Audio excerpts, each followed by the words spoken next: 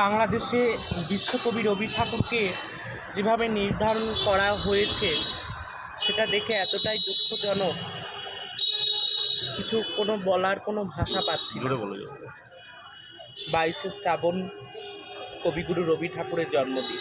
তিনি অনন্ত অসীম আমাদের মধ্যে আছে, তাই তো তুমি রবে নীরবে, তুমি রবে নীরবে, হৃদয়ে আমার মম, তুমি রবে নীরবে।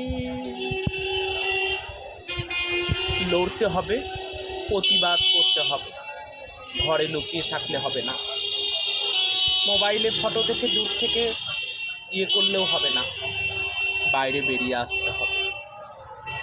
এইভাবেই তো মানুষকে রক্ষা করতে হবে, দেশবাসীর পাশে দাঁড়াতে হবে, তবেই তো বলবো জয় হিন্দ, বন্দে মাতরম।